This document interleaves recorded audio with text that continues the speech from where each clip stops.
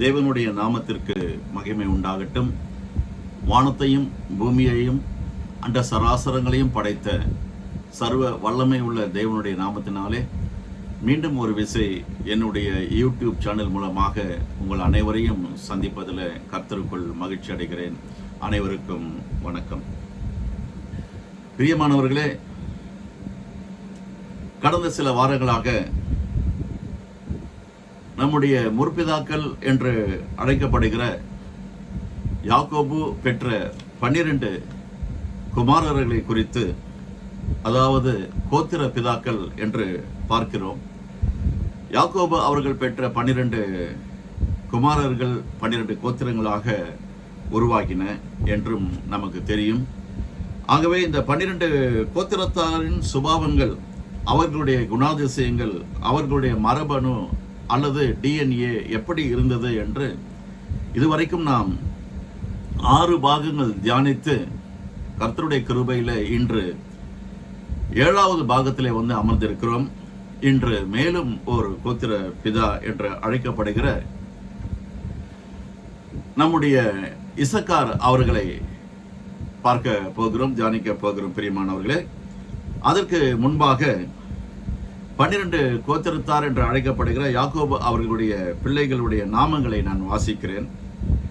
Ruban, Simeon, Levi, யூதா, செபுலோன், நப்தலி, இசக்கார், தான், காத், ஆசேர், யோசேப்பு மற்றும் பென்யமீன் ஆவர். இந்த 6 பாகத்தில் இதுவரைக்கும் நாம் ரூபனை குறித்தும், சிமியோன் அவர்களை குறித்தும், லேவி அவர்களை குறித்தும், யூதா அவர்களை குறித்தும், செபுலோன் மற்றும் நப்தலி வரைக்கும் தியானித்து முடித்து இருக்கிறோம். பிரியமானவர்களே, இந்த பாகம் 7ல் மேலும் ஒரு கோத்திர பிதா என்று அழைக்கப்படுகிற இசக்கார், இவர் ஒரு அருமையான சுபாவத்தை பெற்றிருந்த ஒரு நபர் அல்லது கோத்திரம் என்று நாம் பார்க்க முடிகிறது.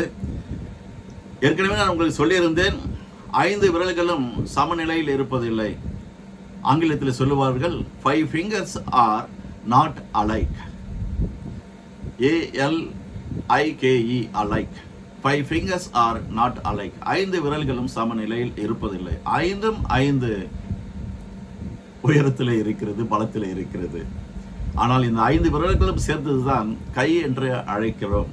இப்படிதான் நம்முடைய குடும்பமும் இருக்கிறது. பிரியமானவர்களே, ஆகவே ஒவ்வொரு குடும்பத்திலும் என்ன நடக்கிறது, எப்படி இருக்கிறது, இந்த உலகம் எப்படியெல்லாம் வாழ்ந்து கொண்டிருக்கிறது, மக்களுடைய சுபாவங்கள் எப்படி இருக்கிறது, ஏன் ஒருவன் முரடனாய் இருக்கிறான், ஏன் ஒருவன் கோபக்காரனாய் இருக்கிறான், ஏன் ஒருவன் கொலைக்காரனாய் இருக்கிறான், ஏன் ஒருவன் விபச்சாரக்காரனாய் இருக்கிறான், ஏன் ஒருவன் அழிமனாய் இருக்கிறான் அல்லது அழிமனுக்கு சகோதரனாய் இருக்கிறான், அதிகமாக பொய் பேசுகிறவனாக இருக்கிறான், யாராலும் புரிந்து கொள்ளவே முடிவதில்லை.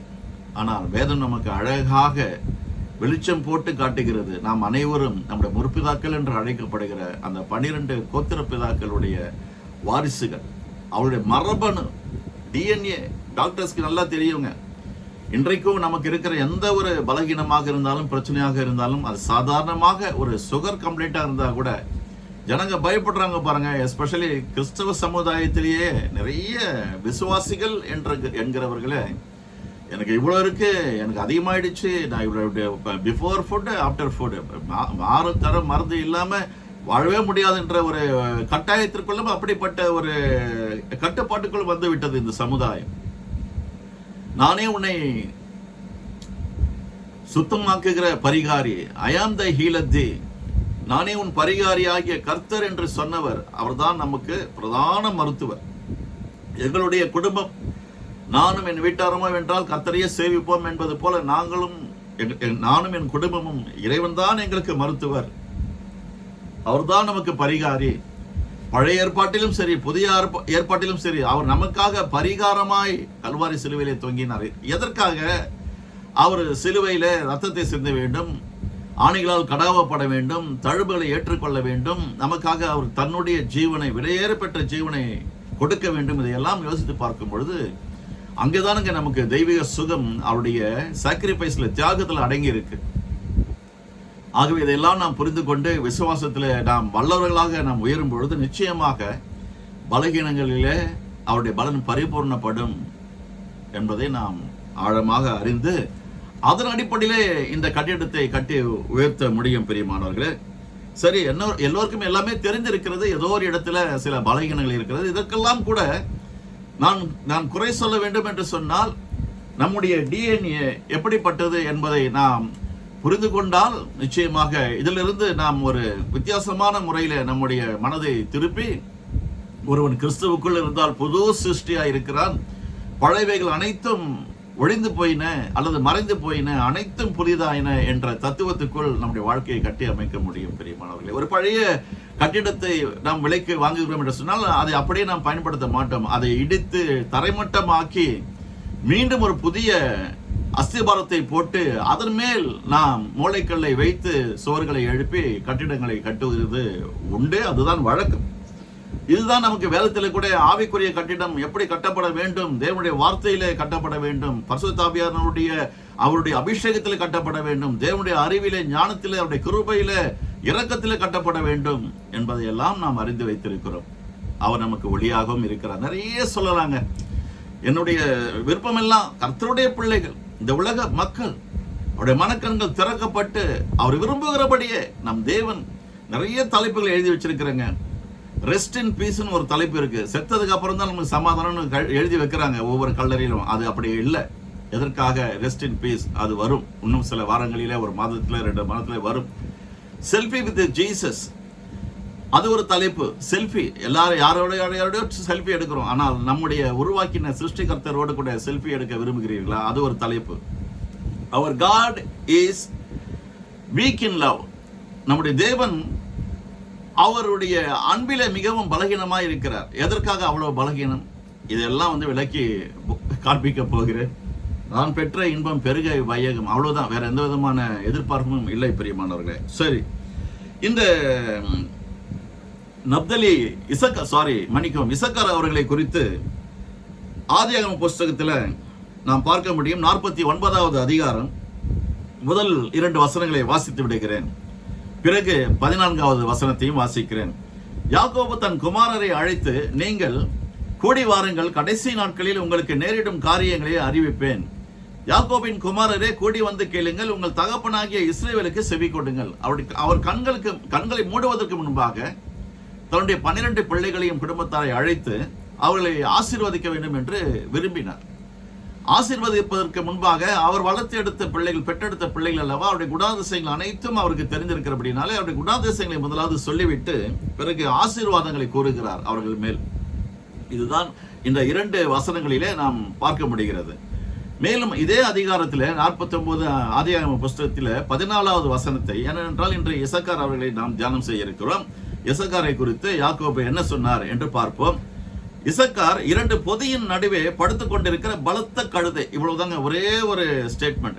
அதுலயே நம்ம என்னெல்லாம், எதற்காக 2 பொதியின் நடுவே படுத்துக் கொண்டிருக்கிற பலத்த கழுதை என்று சொல்லியிருக்கிறார். கழுதுனா என்ன, பலத்த என்ன என்பதையெல்லாம் நாம் தியானிக்க இருக்கிறோம். மேலும் யாக்கோபு அவர்கள் எப்படி சொன்னாரோ, ஆசீர்வாதங்களை கூறினாரோ, அதே போல அவர்களுக்கு பிறந்து, அதாவது யாக்கோபுக்கு பிறகு பிறந்த மோசே அவர்களும் தன்னுடைய பங்குக்கு 12 கோத்திரத்தாரையும் அழைத்து ஆசீர்வாதங்களை கூறுவதாக நாம் பார்க்கிறோம். அது உபாகம புஸ்தகம் 33வது அதிகாரம் முதல் வசனத்தை முதலாவது வாசிக்கிறேன். பிறகு 18வது வசனத்தில் நம்முடைய கோத்திர பிதாவை குறித்து சொல்லப்பட்டிருக்கிறது. அதையும் நாம் பார்ப்போம். முதல் 2 வசனங்கள். தேவனுடைய மனுஷனாகிய மோசே தான் மரணம் அடையும் முன்னே இஸ்ரவேல் புத்திரரை ஆசீர்வதித்த ஆசீர்வாதமாவது, யாக்கோபு எப்படி ஆசீர்வதித்தாரோ அதே போல தேவனுடைய மனுஷனாகிய மோசே தான் மரணம் அடையும் முன்னே இஸ்ரவேல் புத்திரரை ஆசீர்வதித்த ஆசீர்வாதமாவது என்று சொல்லி 12 பேரையும் அழைத்து ஒவ்வொருடைய பெயராக சொல்லி, யாக்கோபு ஆசீர்வதித்தது போலவே இவரும் ஆசீர்வதிக்கிறார் என்று நம்மால் பார்க்க முடிகிறது. 18வது வசனத்தை வாசிக்கிறேன். இசக்காரே, நீ உன் கூடாரங்களில் தங்குகையில் சந்தோஷமாயிரு, ஜனங்களை அவர்கள் மலையின் மேல் வரவழைத்து அங்கே நீதியின் பலிகளை இடுவார்கள். கடலில் உள்ள சம்பூர்ணத்தையும் மணலுக்குள்ளே மறைந்திருக்கிற பொருட்களையும் அனுபவிப்பார்கள் என்று சொல்லி 2 பேருக்கு ஆசீர்வாதத்தை கூறுகிறார். இதே ஒரே ஆசீர்வாதத்தை செபுலோனை குறித்தும் சொல்றாரு, இசக்காரை குறித்தும் சொல்வதாக நாம் பார்க்க முடிகிறது. ஆகவே 33வது அதிகாரத்தில் மோசே அவர்கள் இசக்காரை குறித்து என்ன சொன்னார், அதே மாதிரி யாக்கோபு அவர்கள் 49வது அதிகாரம் ஆதிகாம புத்தகத்தில் 14வது வசனத்தில் எதற்காக இப்படிப்பட்ட ஆசீர்வாதங்களை கூறினார் என்று நாம் தியானம் செய்வோம். பிரியமானவர்களே, இசக்காரே, நீ உன் கூடாரங்களில் தங்குகையில் சந்தோஷமா இரு என்று அவர் சொன்னதாக நாம் பார்க்கிறோம். இசக்கார் என்பவர் யாக்கோபு அவர்களுக்கும் அவருடைய முதல் மனைவியாகிய லேயாளுக்கும் பிறந்த 5வது மகன் என்று அறியப்படுகிறார். பிரியமானவர்களே, யாக்கோபு அவர்கள் சொன்ன வார்த்தையின்படியே நாம் யோசித்து பார்ப்போம் என்று சொன்னால், இசக்கார் 2 பொதியின் நடுவே படுத்துக் கொண்டிருக்கிற பலத்த கழுதை என்று சொல்லுகிறார். நம்ம அனைவருக்கும் தெரியும், கழுதை என்று சொன்னாலுமே கடினமாய் உழைக்கக்கூடிய ஒரு பிராணி, ஒரு ஜந்து. கழுதைக்கு சமமாய் இவருடைய சத்துவம் இருக்கும், பலம் இருக்கும், கடினமான உழைப்பு இருக்கும். கழுதை என்று சொன்னாலும் பயங்கரமா பொதி சுமக்கும். எஜமான கூட சில நேரத்தில் மேலே உட்கார வச்சுட்டு அவன் வீட்டுக்கு கொண்டு போகும், சந்தைக்கு கொண்டு வரும். அவர் பொதிகளை 2 பக்கமும் கட்டி வச்சார்னா அதை அழகா சுமந்துக்கிட்டு எதுவுமே பேசாம கடினமான உழைப்பு குணம் படைத்த ஒரு ஜீவராசி தான் கழுதை என்று நாம் பார்க்கிறோம். அந்த கழுதைக்கு நம்ம இன்னைக்கெல்லாம் வந்துட்டு நீ கழுதையை போல இருப்பாய், பொதி சுமக்கிற போல இருப்பாய்னு சொன்னா யாரை பார்த்துப்பா கழுதை நாயின்லாம் சொல்றேன்னு கேட்பாங்க. அந்த காலத்துல யாக்கோபு அழகா, ஏனென்றால் அவர் மனசுல தோன்றுகிறது, அவர் பெற்றெடுத்த மகன் அல்லவா, அவன் எப்படிப்பட்ட ஒரு கடினமான உழைப்பாளியாக தன்னுடைய குடும்பத்தில் வலம் வந்தார், இருந்தார், குடும்பத்தை தாங்கினார். அவருடைய கடினமான உழைப்பு எப்படிப்பட்டது, அவருடைய சுபாவம் எப்படிப்பட்டது என்று சொல்லி நான் சொல்லுவதை விட பெற்றெடுத்த தகப்பன் சொன்னால் சரியாக இருக்கும். அவர் சொல்லி இருக்கிறது தான் நான் உங்களுக்கு வாசித்து காண்பித்தேன். பிரியமானவர்களே, மீண்டும் ஒரு விஷயம் சொல்லுகிறேன், யாரையும் நான் குற்றப்படுத்துகிறது என்னுடைய நோக்கம் அல்ல. இந்த உபதேசங்கள் தேவன் தன்னுடைய பிள்ளைகளுக்கு கொடுத்த வெளிச்சத்து நிமித்தம், அப்படிப்பட்ட எண்ணங்களின் நிமித்தம் தான் பெற்ற பிள்ளைகளை அழைத்து அவர்களை ஆசீர்வதித்ததாக நாம் பார்க்கிறோம். இதுவரைக்கும் 5-6 முற்பிதாக்களை குறித்து தியானம் செய்து இன்று நாம் இசக்கார் அவர்களை குறித்து தியானம் செய்ய வந்திருக்கிறோம். பிரியமானவர்களே, அனைவருமே கர்த்தருடைய கிருபையிலே பரிசுத்த ஆவியானவருடைய உதவியோடு கூட அவருடைய வார்த்தைகளை நீங்கள் கேட்க வேண்டும், விசுவாசிக்க வேண்டும், தியானிக்க வேண்டும் என்பதுதான் என்னுடைய விருப்பம். பிரியமானவர்களே, படுத்துக் கொண்டிருக்கிற பலத்த கழுதை அவன் இளைப்பாறுதல் நல்லது என்றும் நாடு வசதியானது என்றும் கண்டு சுமக்கிறதற்கு தன் தோலை சாய்த்து பகுதி கட்டுவான் என்று யாக்கோபு சொன்னதாக நாம் பார்க்கிறோம். பிரியமானவர்களே, ஆகவே அவருடைய குணாதிசயம் எப்படிப்பட்டது என்று அவர் சொல்லி இருக்கிறதை நான் விளக்கப் போகிறேன். ஆவியானுடைய கிருபையில அவருடைய குணாதிசயத்தை குறித்து முதலாவது நாம் பார்ப்போம். கழுதை போல கடினமாய் உழைக்கக்கூடியவராக அவர் இருந்தார். அவருடைய கோத்திரம், அவருடைய வாரிசுகள் இருந்தது என்று நம்மால் பார்க்க முடியும். அப்படிப்பட்ட கடினமான ஒரு உழைக்கக்கூடிய அந்த ஜீவராசியை போல இன்றும் அநேக குடும்பத்தில் யாரோ ஒருவர் உழைத்து கொண்டு தான் இருக்கிறார்கள். ஒருத்தர் தான் உழைப்பாங்க, மீதி பேர்லாம் உட்கார்ந்து சாப்பிடுவாங்க. அப்படிப்பட்ட குடும்பங்கள் நிறைய எனக்கும் தெரியும், உங்களுக்கும் தெரியும். அப்படிப்பட்ட ஒரு கடினமான உழைப்பாளி, யாருக்கும் நான் பாரமா இருக்க மாட்டேன், நான் உழைப்பேன், என் காலில் நிற்பேன், கர்த்தர் என்னோட கூட இருக்கிறார், ஆகவே யார்கிட்டையும் நான் என்ன பண்ண மாட்டேன், கையேந்த மாட்டேன் என்கிற ஒரு குணாதிசயம் படைத்தவர் தான் நம்முடைய இசக்கார் என்று தன்னுடைய தகப்பனாகிய யாக்கோபு சொல்லுவதாக நாம் பார்க்கிறோம். கடினமாக உழைக்கக்கூடியவர், அதே சமயத்தில் சுகபோகமாய் வாழ வேண்டும் என்று ஆசைப்படுகிறவர். எப்படிப்பட்ட சுகபோகம்? கடன் வாங்கி அல்லது யாரையாகிலும் ஏமாற்றி பொய் சொல்லி தன்னுடைய ஆஸ்தியை பெருக்கி அதன் மூலமாக, இன்றைக்கெல்லாம் பாருங்க நியூஸ்ல பார்க்கிறோம், ரியலா நடக்குது, அது ரீல்ஸ் எடுத்து போடுறாங்க. காதலன் காதலை திருப்திப்படுத்துவதற்காக பைக்கில் சென்று செயினை பறித்தார் என்று பார்க்கிறோம். நம்பிக்கை துரோகம் நிறைய நடந்து கொண்டிருக்கிறது. யாரை திருப்திப்படுத்துவதற்காக யாரோ சம்பாதித்த ஒரு பொருளை திருடுவது நியாயமா?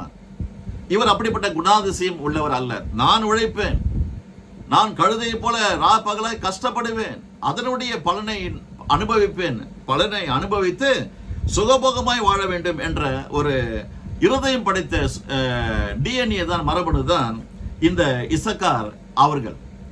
இந்த இப்படிப்பட்ட குணாதிசயங்கள் ஒரு சிலர் இந்த பூமியில உண்டு. விசேஷமாக நான் இலங்கைக்கு ஊழியத்து நிமித்தம் சென்ற பொழுது என்னுடைய நண்பரோடு கூட ரத்தனபுரா என்ற ஒரு பஜாருக்கு சென்று இருந்தோம். அங்க நவரத்ன கற்களை எல்லாம் விற்பார்கள். சரியாக ஒரு 8:30 மணி 9 மணிக்கெல்லாம் கடைகளை திறந்து 12:30 மணி அல்லது 1 மணிக்கு லஞ்ச் டைம்ல மூடிட்டு போயிட்டே இருப்பாங்க. அதுக்கப்புறம் நீங்க 2 மணிக்கு மேல வந்து பார்த்தா கடை சாத்தி இருக்கும். பஜாரே சாத்தப்பட்டிருக்கும். ஒரு நாள் என்னுடைய நண்பர்கிட்ட கேட்டேன், ஏன் இப்படி ஆஃப் டே தான் பிசினஸ் பண்றாங்க, என்ன அப்படி லாபம் கிடைக்கும் இவங்களுக்கு, ஏன் ஃபுல் டே இருக்கக்கூடாதா? இவங்க இப்படிதான் இந்த பஜார்ல எல்லாருமே தலைமுறையா அப்படி பழகிட்டாங்க, மரபணு அது. ஏன் அப்படின்னா ஆஃப் டேல நடக்கிற அந்த வியாபாரம், அதுல வருகிற பிளெஸிங்ஸ் ப்ராஃபிட், அதை வச்சு மீதி ஆஃப் டே என்ன பண்றாங்க, லஞ்ச் அழகா முடிச்சுட்டு அவங்கவுங்க கொஞ்சம் ரெஸ்ட் எடுத்துட்டு வீட்டுக்கு முன்னாடியே அவங்க வீட்டுக்கு முன்னாடி இருக்கிற கிரவுண்ட்ல கேம் பிளே பண்ண ஆரம்பிச்சிடுவாங்க. வாலிபால் இல்லைன்னா ஷட்டில், பேட்மிண்டன், அது மாதிரி அவங்க வந்து கேம்ல வந்து என்டர்டைன்மெண்ட் ஆயிடுவாங்க. அதுக்கப்புறம் பிசினஸ் பத்தி யோசிக்கவே மாட்டாங்க. No more tension at all. After taking food, there is no more tension about their business. திரும்ப again they used to open their shop next day morning only they will do the business half day only. இதுதான் அவங்களுடைய பழக்கம். அன்றைக்கு இல்லை, இன்றைய வரைக்கும் அந்த இலங்கையில ரத்னபுரா என்ற பஜார்ல மட்டும் தான் அப்படி இருக்கு. மற்ற பஜார்லாம் வந்துட்டு காலையில இருந்து ராத்திரி வரைக்கும் திறந்து இருக்கிறாங்க. இந்த டிஎன்ஏ அப்படி. கஷ்டப்படணும், நல்லா சம்பாதிக்கணும், யாருக்கும் நான் கடன்காரனா இருக்கக்கூடாது, யார்கிட்டையும் கடனை வாங்கக்கூடாது, அப்படிப்பட்ட பேர் எனக்கு இருக்கக்கூடாது, என் குடும்பத்துக்கு இருக்கக்கூடாது, என்னை போலவே என் குடும்பம் இருக்கணும், இந்த தலைமுறை இருக்கணும், இந்த மரபணு இப்படிதான் இருக்கணும், எங்களோட புத்தி இப்படிதான் இருக்கணும், எங்க சுபாவம் இப்படிதான் இருக்கணும்னு சொல்லிட்டு நல்லா கஷ்டப்படுவாங்க. கழுதையை போல. அதனால கழுதை உதாரணத்துக்கு கொடுத்த நல்ல இந்த இசக்கார் கோத்திரம் வந்துட்டு நல்ல கஷ்டப்படக்கூடிய கோத்திரம். யாருடைய நிழல்ல அவங்க வாழ மாட்டாங்க. வேற ஒருத்தர் வேர்வை சிந்தி அதுல வருகிற சாப்பாடுல சம்பாதியத்துல இவங்க வாழ மாட்டாங்க. அப்படிப்பட்ட மரபணு, இந்த மரபணு, இசக்கார் மரபணு. இப்படி நீங்கள் உங்கள் குடும்பத்தில் இருப்பீர்கள் என்று சொன்னால் நிச்சயமாக மார்த்தட்டி கொள்ளுங்கள். நான் இந்த இசக்கார் மரபணுவிலே, டிஎன்ஏவிலே நான் வந்திருக்கிறேன் என்று சொல்லி சந்தோஷப்படுங்கள். கர்த்தருக்கு மகிமை செலுத்துங்கள். மேலும் ஒரு உதாரணத்தை சொல்ல வேண்டும் என்று இருக்கிறேன். இதே இலங்கையில ஒரு சில ஆட்டோ ஸ்டாண்ட்ல 1 மணிக்கு மேல ஆட்டோ ஓடாது. நான் யாரையும் குற்றப்படுத்தல, அங்க நடக்கிற அந்த விஷயத்த சொல்றேன். நாங்க ஆட்டோ வருங்களான்னு கேட்டா இல்ல அப்படின்வாங்க. திரும்பி இன்னொரு ஆட்டோ டிரைவரை போய் பார்த்து ஆட்டோ வரங்களா, இந்த பஜாருக்கு போகணும்னா இல்ல அப்படின்பாங்க. அப்போ என்னோட நண்பர் கேட்டாங்க. எனக்கு நிறைய நண்பர்கள் இருக்கிறாங்க, ஃபேமிலி ஃப்ரெண்ட்ஸ் எல்லாம் இருக்கிறாங்க. கேட்டேன். ஒரு நாள் என்னுடைய நண்பர் சொன்னாரு, 1 மணிக்கு மேல ஆட்டோ ஓடாது, ஏன் அப்படின்னு கேட்டேன். அவங்க ராத்திரி வரைக்கும் சம்பாதிக்கிற அந்த காசு இன்னைக்கு வந்துட்டு இருக்கும். அதாவது 2000 ரூபாய் ஒரு நாளைக்கு அவங்க எய்ம்னா 2000 ரூபாய் 1 மணிக்குள்ளே சம்பாதிச்சிருப்பாங்க. அதனால ஆட்டோவை ஆஃப் பண்ணிட்டு அவங்க வந்துட்டு கார்டு பிளே பண்றது, இல்லை கேரம் போர்டு பிளே பண்றது, இல்லைன்னா அவங்களுடைய ஜாலியான ஜோலிக்குள்ள என்டர் ஆயிடுவாங்க. அதுக்கப்புறம் ஆட்டோ யாரு கூப்பிட்டாலும் திருப்பி கூட பார்க்க மாட்டாங்க, அப்படின்வாங்க, இல்ல அப்படின்வாங்க, முடிஞ்சு போச்சு. இப்படிப்பட்ட ஒரு சுபா. ஏன்னா யாருடைய காசுலயும் அவங்க சாப்பிடல, அவங்க நல்லா கடினமா உழைக்கிறாங்க. 6 மணிக்கு எந்திரிச்சு ஆட்டோவை எடுக்கிறாங்க, பிசினஸ் பண்றாங்க, சவாரி போறாங்க. அவங்களுடைய எய்ம் என்ன, அவங்க பட்ஜெட் என்ன, கையில வந்துருச்சு. வேற ஒருத்தர் சம்பாதிச்சுக்கிட்டோம், நான் ரெஸ்ட் எடுக்கணும். இப்படி அதான் யாக்கோபு சொல்றாரு. 2 பொதிகளுக்கு நடுவே என்ன சொல்றாரு, 2 பொதியின் நடுவே படுத்துக் கொண்டிருக்கிற பலத்த கழுதை. ரெஸ்ட் எடுப்பார், படுத்துக்கணும், சந்தோஷமா இருக்கணும், சுகபோகமாய் வாழணும். ஆனா என்னுடைய காசுல வாங்கணும், என்னுடைய காசுலயும் என்னுடைய கஷ்டத்திலையும் தான் நான் வாழ்வேன். அப்படிப்பட்ட குணாதிசயம் உள்ளவர் தான் இந்த இசக்கார் என்று பார்க்கிறோம். கர்த்தருடைய நாமத்துக்கு மகிமை உண்டாகட்டும். பெரியவர்களே, எனக்கு மிக பிடித்த ஒரு குணாதிசயம், அப்படிப்பட்ட ஒரு மரபணு இந்த கோத்திரத்துல நம்மால் பார்க்க முடிகிறது. இன்றும் அப்படிப்பட்ட மக்கள் வாழ்ந்து கொண்டுதான் இருக்கிறார்கள். அடுத்து அவருடைய குணாதிசயம் எப்படியாக இருந்தது, சுகபோகமாய் வாழ்வதற்காக அதை விட்டு கொடுக்க மனமில்லாமல் தன் சுதந்திரத்தை கூட இழந்து மற்றவர்களுக்கு ஒரு வேலைக்காரனாக கூட மாறிவிடுவார்கள், ஒரு அடிமையை போல் கூட மாறிவிடுவார்கள். அதாவது நான் சுகபோகமா வாழணும், ஆனா என்னுடைய கஷ்டத்துல வாழணும், என்னுடைய காசுல வாழணும், பணத்துல வாழணும். ஆகவே என்ன நீ ஒரு வேலை ஒரு அடிமை போல ட்ரீட் பண்றியா, பண்ணிக்கப்பா. அதனால நான் எந்த விதமான செல்ஃபிட்டிலாம் ஆக மாட்டேன், சுய பரிதாபத்தெல்லாம் தேட மாட்டேன். நான் வந்து உழைக்கக்கூடியவன், ஒரு அடிமையா கூட இருக்கிறப்போ. ஆனா எனக்கு காசு கடன் வேண்டாம், எனக்கு கடன் இல்லாத ஒரு வாழ்க்கை வேணும். கர்த்தர் என்னோட கூட இருக்கிறார். வானத்தையும் பூமியையும் படைத்த சர்வ வளமுள்ள தேவன் என்னோட கூட இருக்கிறார். ஆகவே நான் கடினமாக கழுதையை போல உழைப்பேன், ஒரு அடிமையை போல கூட மாறுவேன். எகிப்து தேசத்துல நம்முடைய முற்பதாக்கள் எவ்வளவு வருஷம், 400 வருஷம் அடிமைகளாக இருந்தாங்க. அவங்களும் பாத்தீங்கன்னா அப்படிதான், அப்படிப்பட்ட ஒரு கடினமான சுமைகளை சுமக்கிற அடிமைகளாகவே இருந்தார்கள் என்று பார்க்கிறோம். அப்படிப்பட்ட ஒரு கஷ்டத்தில் இருந்தவர்களை தான் ஆண்டவர் மோசையை தெரிந்து கொண்டு அவரை அந்த இடத்திற்கு அனுப்பி அவரை வெளியே கொண்டு வந்தார் என்று நாம் பார்க்கிறோம். இதுவெல்லாம் வரலாறு. ஆகவே இவர்கள் எந்த எக்ஸ்ட்ரீம் லெவலுக்கும் கீழே போகிறதுக்கு ரெடி. ஆனா யார்கிட்டயும் கடன் வாங்கி அதுல கும்மாலம் அடிக்கணும் அப்படின்ற ஒரு மனது உள்ள மரபணு இந்த இசக்கார் பரம்பரை கிடையாது. பெரியமானவர்களே, அவருடைய வாழ்க்கை வரலாறு எப்படி எல்லாம் இருந்தது என்று நான் கொஞ்சம் ஆராய்ந்து பார்த்தேன். சுருக்கமாக சொல்லிவிடுகிறேன். இசக்கார் சந்ததியினர் ஜோர்டான் நதிக்கு மேற்கே கர்மேல் பர்வதம் அருகில் உள்ள மிகவும் வளமான எஸ்ரேலோன் என்ற ஒரு இடம். வாயில வர மாட்டேங்குது, அவ்வளவு ஒரு தமிழ் தான், ஆனாலும் உச்சரிக்க முடியல. எஸ்ரேலோன் என்ற சமவெளியில வாழ்ந்து வந்தனர் என்று நம்மால் அறிய முடிகிறது. பிரியமானவர்களே, ஜோர்தான் நதிக்கு அருகே கர்மேல் பர்வதத்துக்கு மிகவும் நெருக்கமாக வளம் மிக்க அந்த பூமியிலே வாழ்ந்ததாக வரலாறு கூறுகிறது. அடுத்தபடியாக இவர்கள் சிறந்த விவசாயிகளாகவும் கடின உழைப்பாளிகளாகவும் அறியப்பட்டார்கள் என்று திரும்பவும் சொல்லப்படுகிறது. சிறந்த விவசாயிகள்.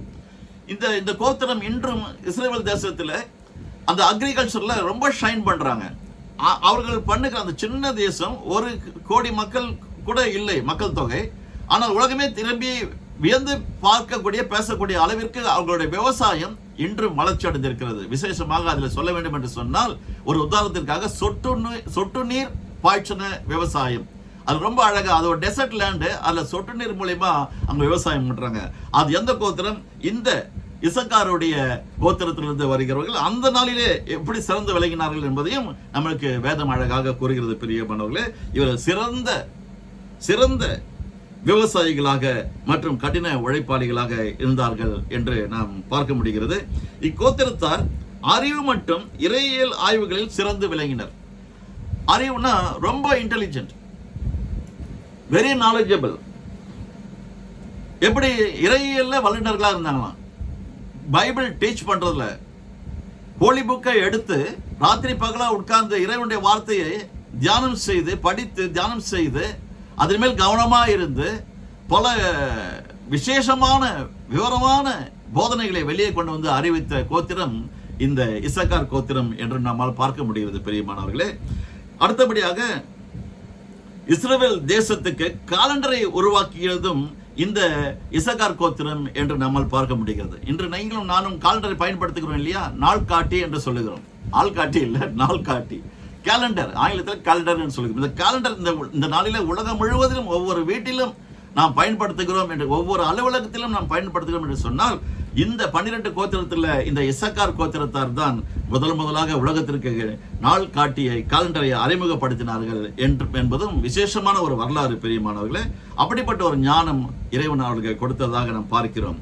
அடுத்தபடியாக தாவீதின் அரண்மனையில தாவீது ராஜா ஆட்சி செய்த அந்த நாட்களில இந்த கோத்திரத்தார் கிட்டத்தட்ட 200 பேர் வியூக அமைப்பாளர்களாக, நம்ம கவர்மெண்ட்டை எப்படி லீட் பண்ணணும், எப்படி நம்ம நாட்டு மக்களை பத்திரமா பாதுகாக்கணும், ஆசீர்வாதமா வச்சிருக்கணும் அப்படின்னு சொல்லிட்டு வியூக அமைப்பாளர்களாக, அப்படின்னா எவ்வளவு ஒரு மைண்ட், அதுதான் ஆராய்ச்சியாளர்களாகவே இருந்திருக்கிறாங்க. எப்பொழுது வேதத்திற்கு முக்கியத்துவம் கொடுத்து இரவு பகலும் அதன் மேல தியானமா இருந்து கண்ணும் கருத்துமாக இருக்கிறார்களோ அவர்களுக்கு இப்படிப்பட்ட ஞானத்தை இறைவன் கொடுத்து விடுவாருங்க. வியூக அமைப்பாளர்களாக இருந்ததாக நாம் பார்க்கிறோம். இதற்கு ஆதாரமாக 1 நாளாகம புஸ்தகத்தில் 12வது அதிகாரம் 32 நம்மால் பார்க்க முடிகிறது. அதை கூட நான் ஒரு விஷயம் ஒரு நிமிடம் வாசித்து விடுகிறேன். 1 நாளாகமம் 12:32. இசக்கார் புத்திரரில் இஸ்ரவேலர் செய்ய வேண்டியது இன்னதென்று அறிந்து காலங்களுக்கு தகுந்த யோசனை சொல்லத்தக்க தலைவர்களாகவும் இவர்கள் இருந்ததாக நம்மால் பார்க்க முடியும். யோசனையும் கொடுத்திருக்கிறாங்க. எவ்வளவு பேரு? கிட்டத்தட்ட ஒரு 200 பேரை அப்பாயிண்ட் பண்ணி காலத்துக்கு என்னென்னலாம் செய்யணும், என்ன செய்யக்கூடாது என்று சொல்லக்கூடிய ஒரு விசேஷமான காரியங்களையும் செய்யக்கூடிய வம்சம் தான் இந்த இசக்கார் வம்சம் என்று பார்க்கிறோம். அடுத்தபடியாக வெற்றியாளர்கள் என்று எண்ணப்படுவதை விட அமைதியாக இருக்க வேண்டும் என்பதையே அதிகமாக விரும்பக்கூடிய மரபணு இது. நாங்க ஜெயிச்சிட்டோம், நாங்க சாதிச்சிட்டோம், நாங்க எவ்வளவு பெரிய பேரு புகழோட கூட வாழ்ந்து, எல்லா பெயரும் எல்லா புகழும் எல்லா ஞானமும் அவர்களுக்குள்ளே இறைவன் வைத்திருந்தாலும் எந்த விதமான போஸ்ட் மேன்மைப்படுத்துகிறதற்கு என்னிடத்துல ஒன்றுமில்லை என்று சொல்லி அமைதியாக இருக்கக்கூடிய ஒரு சுபாவம் படைத்த கோத்திரம் தான் இந்த இசக்கார் கோத்திரம் என்று நாம் பார்க்கிறோம். நாங்கள் வெற்றியாளராக வருவோம், வெற்றியாளராக இருக்கிறோம். ஆனா அது எங்களை என்ன பண்றது, எங்களுடைய கண்களை மெதப்பில் வைக்கிறது இல்ல, எங்கள் கண்ணுக்குள்ள கொழுப்பு அதை உலகத்தை பார்க்க வைக்கிறது இல்ல. நாங்க ரொம்ப அமைதியை விரும்புகிறோம். எப்படிப்பட்ட அமைதி? உதாரணமாக ஒரு போர் அவர்களுக்கு எதிர்த்து வருகிறது என்று சொன்னாலும் கூட அந்த போருக்கு செலவு செய்வதை விட, ஒரு போர்னு சொன்னா அந்த நாடும் செலவு பண்ணுது, நம்மளும் செலவு பண்றோம். எவ்வளவு ராணுவ தளவாடங்கள் வேணும், எவ்வளவு போர் வீரர்கள் வேணும், இவ்வளவும் செய்வதற்கு பணம் தேவையில்லைவா? ஆனாலும் செலவு செய்ய அவர்கள் தயாராக இருந்தாலும் அந்த செலவு செய்து யுத்தம் பண்ணி ஜெயத்தை எடுப்பதை விட நாங்க சமாதானமா போயிடுறோம்பா, நாங்க ஒயிட் பிளாக தூக்கி காட்டிடுறோம், எங்களுக்கு போரே வேண்டாம், எங்களுக்கு யுத்தமே வேண்டாம், நாங்கள் கடினமான உழைப்பாளி, கர்த்தருக்கு பயந்த ஒரு குடும்பம் எங்களுடைய குடும்பம், எங்களுடைய வாரிசு, எங்களுடைய தலைமுறை, எங்களுக்கு சண்டை சச்சரவுனா பிடிக்காது, நாங்கள் அமைதியை விரும்புகிறோம், சமாதானத்தோடு கூட வாழ விரும்புகிறோம், சந்தோஷமாக வாழ விரும்புகிறோம் என்று சொல்லி எதிர்த்து வருகிற படைகளுக்கு, ராஜாவுக்கு இவங்க என்ன சொல்லுவாங்க, நாங்க போருக்கெல்லாம் நாங்க செலவு செய்ய விரும்பல ராஜாவே, அதுக்கு பதில் உங்களுக்கு கிஸ்தி கட்டுறோம், வரி கட்டுறோம், உங்களுக்கு தேவைன்னா எங்க நாட்டை கொள்ளையடிக்கணும், எங்க நாட்டில் இருக்கிற பொருளாதார ஆசீர்வாதங்களை எடுத்துக்கொண்டு போகணும், அதுதான் எங்களுடைய விருப்பம். அதற்கு நாங்கள் இடம் கொடுக்காமல் நீங்கள் எதிர்பார்க்கிறது என்னவோ அதை நாங்கள் உங்களுக்கு திருப்திப்படுத்துகிறோம், வரியை விதிங்கள், நாங்கள் வரியை செலுத்துகிறோம், ஆனால் யுத்தம் வேண்டாம் என்று சொல்லக்கூடிய ஒரு சாஃப்ட் கேரக்டருங்க. நிறைய 12 பேர்ல ஒரு சிலர் தான் அவங்களுடைய அந்த மாம்சத்திற்கு உட்பட்டு பலகீனங்களில சில காரியங்களை செய்துதான் நாம் பார்க்கிறோம். யாக்கோபு அவர்களுக்கு பிறந்த 12 பிள்ளைகளில் நிறைய பேர் இப்படிப்பட்ட குணாதிசயம் பெற்றவர்களாக வாழ்ந்திருக்கிறார்கள் என்பதை நாம் பார்க்கிற பொழுது நிச்சயமாக நம்மால் வாழ்த்த முடியாமல் இருக்க முடியவில்லை. தேவனுடைய நாமம் மட்டுமே மகிமைப்படட்டும். பிரியமானவர்களே, வரியை செலுத்திவிட்டு அமைதியாக வாழ வேண்டும் என்பதையே அதிகமாக விரும்பினார் என்று நம்மால் பார்க்க முடிகிறது. பிரியமானவர்களே, எப்படிப்பட்ட ஒரு விருப்பம் அவர்களுக்கு இருந்தது என்று பார்த்தால், நீதிமொழிகளின் புஸ்தகத்தில் 15வது அதிகாரம் 13வது வசனத்தை ஒரு விசை நான் வாசிக்கிறேன். மன மகிழ்ச்சி முகமலர்ச்சியை தரும் என்று அந்த இடத்துல நாம் பார்க்கிறோம். மனோ துக்கத்தினாலே ஆவி முறிந்து போம் என்பதை நன்கு அறிந்து வைத்திருந்த கோத்திரம் தான் இந்த இசக்கார் கோத்திரம். மன மகிழ்ச்சி முகமலர்ச்சியை தரும். முகம் மலர்ச்சியா இருக்கணும், ஒரு பூவை போல மலர்ந்து இருக்கணும் அப்படின்னு விரும்புகிற ஒரு கோத்திரம் தான் இந்த கோத்திரம். அப்படி பூ எப்படி மலர்ந்து இருக்கிறதோ, அது பிரகாசமாக அநேகருடைய கண்களுக்கும் விருந்தளிக்கிறதோ, அப்படி விருந்தளிக்க வேண்டும் என்று சொன்னால் அந்த பூ எப்படி மன மகிழ்ச்சியா இருக்கும், உள்ளதான் இருக்கு அந்த மனசு. அந்த மனசுல இறைவனை நினைச்சு துதிப்பாடி அவருடைய வார்த்தைகளை வாசித்து விசுவாசித்து தியானம் பண்ணி இறைவனை விரும்புகிறபடியே நான் வாழ வேண்டும் என்று சொல்லி அவருடைய மனதில் என்ன பண்றாங்க, அதை வைக்கிறாங்க. அந்த மனசுல வச்சு வச்சு வச்சு வச்சு அந்த மன மகிழ்ச்சி முகமலர்ச்சியை தருவது போல இந்த கோத்திரத்தார், இசக்கார் கோத்திரத்தார் வாழ்ந்து முடித்தார்கள் என்று பார்க்கிறோம். அவர்களுடைய தலைமுறை வாரிசுகள் இந்த உலகத்தில் ஏதோ ஒரு மூலையில ஒவ்வொரு குடும்பத்திலும் வாழ்ந்து கொண்டிருக்கிறது. பிரியமானவர்களே, இப்படிப்பட்ட குணாதிசயம், இப்படிப்பட்ட ஒரு அடக்கம், இப்படிப்பட்ட ஒரு அமைதி, இப்படிப்பட்ட ஒரு சுகபோகமான வாழ்க்கை, ஆனாலும் யாருடைய கஷ்டத்திலும் வாழ்ந்தே சுகபோகமாய் பாருங்க. எனக்கு தெரிந்த ஒரு சில நண்பர் என்னை துரோகம் பண்ணினாங்க, ஏமாற்றினாங்க, நயவஞ்சகமா பேசினாங்க. நான் சொல்லணும் ஆசைப்படுறேன், நான் நட்புக்கு அடிமை, அன்புக்கு அடிமை. ஆனால் இப்பொழுதுதான் கொஞ்சம் கொஞ்சமா புரியுது, இறைவனுடைய அன்புக்கும் இறைவனுடைய நட்புக்கும் மட்டும்தான் நம்ம அடிமையாக இருக்க வேண்டும். மனிதர்களுடைய அன்புக்கு, அவருடைய நாடகத்துக்கெல்லாம் நம்ம அடிமை ஆகணும்னா நம்மளை நாசம் பண்ணிடுவாங்க, உயிர் கூட போயிடும். கிட்டத்தட்ட பல லட்சம் ரூபாயை என்னிடத்துல நயவஞ்சகமாக பேசி எடுத்துக்கொண்டாங்க. அப்பொழுது கூட நான் சொல்லியிருந்தேன், எங்களுக்கு கை தொழில் இருக்கிறது, எங்களுக்கு அது போதும், நாங்கள் நன்றாகவே இருக்கிறோம் இறைவனுடைய கிருபையிலே என்று சொல்லி. ஆனாலும் எங்களுடைய வளர்ச்சியின் மேலே, எங்களுடைய வசதியின் மேலே அவர்களுக்கு ஆசை இருந்தபடினாலே நயவஞ்சகமாக பணத்தை நயவஞ்சகமாக திருடி கொண்டான் என்றே சொல்ல வேண்டும். ஆகவே இப்படிப்பட்ட உலகத்தில் தான் நீங்கள் நான் வாழ்ந்து கொண்டிருக்கிறோம். ஆகவே தேவன் நம்முடைய குடும்பத்தில் இருந்து, நமக்குள்ளே இருந்து, இந்த இசக்காருடைய மனம் எப்படி இருந்தது, அவருடைய மரபன் எப்படி இருந்தது, அவருடைய குணாதிசயம் எப்படி இருந்தது என்பதை இந்த நாள் காலையிலே இறைவனுடைய சமூகத்தில் உட்கார்ந்து தியானம் செய்ய இறைவன் கிருபை செய்திருக்கிறார். அடுத்த வாரம் மீண்டும் உங்களை சந்திக்க வருவேன். அது வரைக்கும் நான் உங்கள் இடத்துல இருந்து விடைபெற்றுக் கொள்கிறேன். கர்த்தர் தாமே நம் அனைவரையும் ஆசீர்வதிக்கட்டும். God bless you all. வணக்கம். Bye bye. See you again.